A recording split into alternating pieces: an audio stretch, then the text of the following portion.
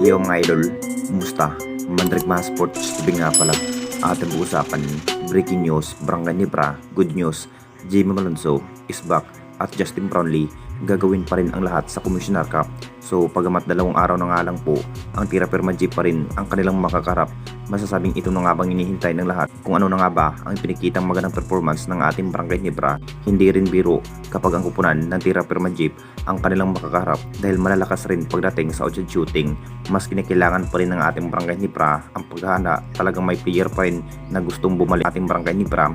Isa na nga ba ang nasabing forward na si Jimmy Malonzo mga idol. Masasabing ito na rin ang mas magandang dapat gawin. Magiging factor rin ito si Jimmy Malonzo sa bawat laban kung saan makapagtala pa rin ng maraming may itala ang nasabing forward.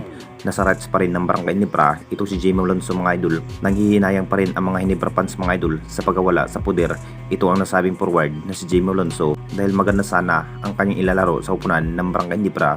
Kung titignan natin lahat mga idol, official na nga rin na magbabalik sa upunan ng Barangay Nibra dahil nakakontrata pa rin ito ang sabing player. Sabik na rin ang lahat mga idol kung gano'n na nga ba kalakas ang isang Jimmy Malonzo pagdating sa labanan. Mahalin tulad rin kay Japit Aguilar kung bakit pagdating sa forward may ibubuga naman ang nasabing forward na si Jimmy Malonzo.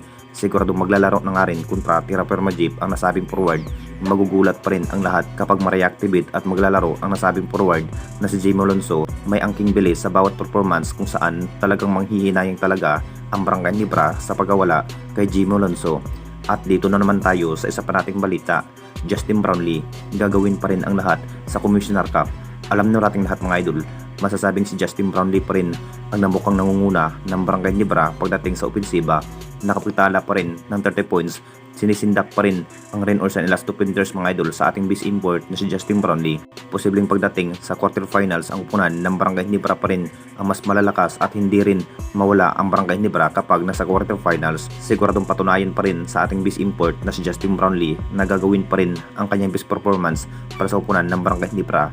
Kung sakaling hindi man magkakampiyon ang Barangay Nibra dito mga idol sa Commissioner Cup, posibleng papalitan na nga ba ang ating base import ng bagong import next season. May inamin na nga rin ang ating base import na si Justin Brownlee. Gagawin pa rin ang lahat na mabibigyan ng magandang laban kahit matinding pagsubok pa rin ang kanilang makakarap ng ibang kupunan. Kakayanin pa rin sa ating base import na si Justin Brownlee ang lahat para ang kupunan ng Barangay Nibra na naman ang magkakampiyon ngayong season. Kung bakit sinisikat pa rin ni Justin Brownlee na manalo ang Jing Kings, may pang-4 na panalo na nga rin ng Jing Kings at 2 talo sa buong laban. Kung bakit mas pinatunayan pa rin ng malalakas ang lineup ng ating Jing Kings, hindi pa rin madaling matalo kahit maraming import ang kanilang makakasagupa. Aabot ng 7-footer ang kanilang makakasagupa mga idol sa PBA Commissioner Cup, samantalang ito si Justin Brownlee na may 6'6" lamang. Anong masasabi ninyo mga idol tungkol sa ating video?